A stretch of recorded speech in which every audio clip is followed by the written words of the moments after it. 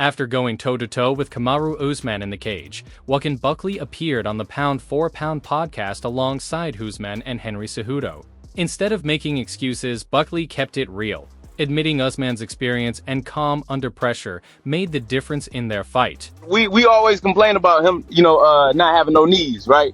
But yeah, like the champ said, man, that's been a problem for a long time. We knew that, Kamaru Usman is one of the best wrestlers out there. And look, I call them the Booty Warriors, right? The Booty Warriors are taking over right now. You got Bilal, Islam, Sean Brady, and my man Kamaru Usman himself, I couldn't show you any emotions that you wanted from me. Yeah. And I know. And I'm not gonna lie to you. You didn't react to nothing I was saying on the ground, bro. And I was trying to get that emotional reaction out of you, but yet again, this is more mental than it is anything else. And you knew how to control the whole dynamic, right? Because the only person that was getting frustrated was me, right? And that frustration led me to get away from my confidence, So, like I said before, man, you did a great job. Jon Jones addressed Tom Aspinall's call-out, stating that he's currently not in the mindset or situation to get fired up about a potential fight. What do you make of, Tom Aspinall and all the things that he's been saying about you? I think he's awesome, man. I think he's awesome. I think he should go on and have a wonderful career. Do you think that he needs you? No, I think he needs me. I think when you want something bad enough, and if you get it, it could be the worst thing that could ever happen to you. Whew, that was dope. I'm in a spot right now where I'm really enjoying the fruits of my labor, all the hard work I put in. He's not in a position. He's not in a position to excite me. It's just the truth. Because if I whoop his ass, it's gonna be the next guy. There's gonna be a whole new fan base of somebody who everybody believes in. I've done this my whole adult life.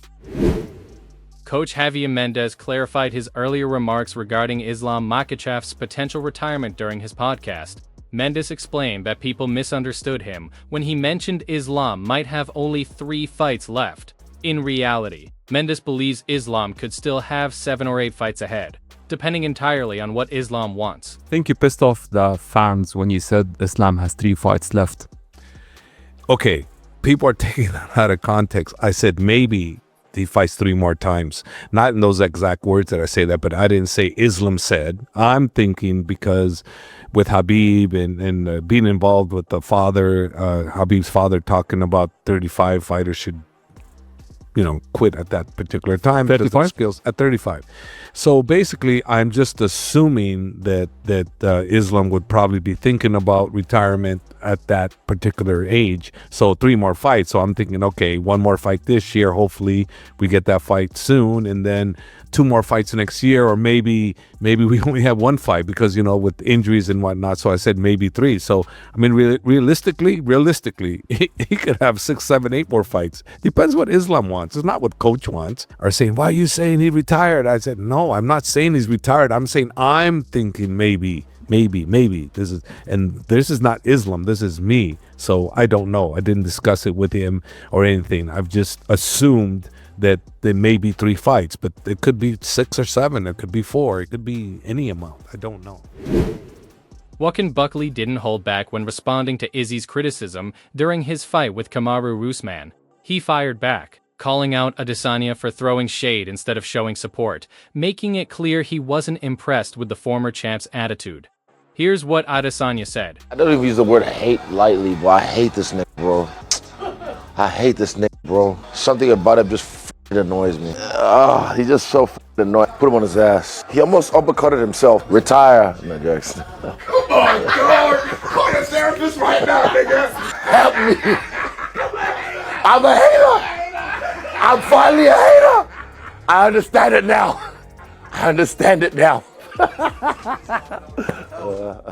Here's what Buckley had to say in response to that. Glad that they lost. You glad that they, didn't achieve their dreams is wild to me, bro. That nigga Izzy. He trying to be funny. Like he trying to use his platform to talk shit on me. When I met his ass at the PI, I ran up on him and was like, hey, bro, I think we'd be a good ass fight. That nigga was quiet at the time. He's just so fucking annoying. And at one point, I literally just walked away as he was talking. But fuck, dude. And turned his back. I'm like, all right, tell me how you feel to my face. Instead of being like a hoe, you all underneath the covers. Like, man, I hate that sweet motherfucker. I don't know why you on my dick anyway. You ain't no real fighter. You want to be a little pretty boy. I will give you a sample, but I don't like boy pussy. And that's 100. But look at another brother trying to make it up, and you want to clown him. Nigga, you Chinese. You ain't another brother. The real African that runs that spot is DDP. But where you at? You don't know who you riding with. You can do that on camera, but when you see me, you shy. It ain't got to be competition with the UFC setting this up. We can get busy if you want to.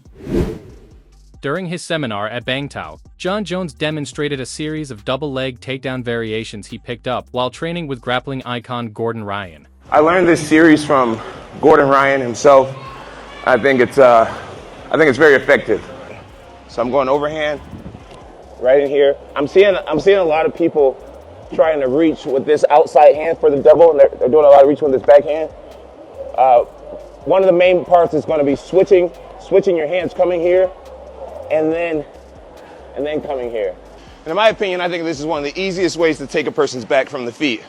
Shooting in on a shot that you have no intentions on finishing, and then taking the guy's back. All right, so we're here, boom. I had no intentions on taking him down. I wanted the back. Now, a lot of you guys are going to make the mistake of trying to reach around his back to take his back. And what we need to do is we need to reach around his stomach to take his back. So we're in here. I'm not coming here, which may feel more natural. I'm gonna come here. With the lead arm. According to Dana White, Jon Jones has only a limited window to commit to a fight with Tom Aspinall. Otherwise, the UFC plans to move forward without him. Because I know you're sick of the question. Does Jon Jones not want to fight, or does Jon Jones just not want to fight Tom Aspinall? Listen, Jon Jones has been an interesting human being to deal with since the day he got here. But I will say this about him. Jon Jones has never turned down an opponent here or been afraid to fight anybody. If, for instance, he doesn't fight this guy, who would you like to see him fight? Or are you going to wait until he fights this guy? I don't know. We'll see how this thing plays out over the next couple weeks. But yeah, if we can't get this fight done, we'll move on quickly. How long are you going to wait? I mean, how long is it worth waiting for? I said a couple weeks. Couple weeks? Yeah, we'll have answers in the next couple weeks. Meanwhile, Tom Aspinall posted this, where he wrote, "Training for so many different opponents can be hard work. Trilogy against Blaydes." That's it for today's MMA update. Thanks for watching. If you enjoyed the video, don't forget to leave a like, subscribe to the channel, and turn on the notification bell so you won't miss the latest news from the MMA world. Do you think Tom will fight Blaydes again? Write your thoughts in the comments below.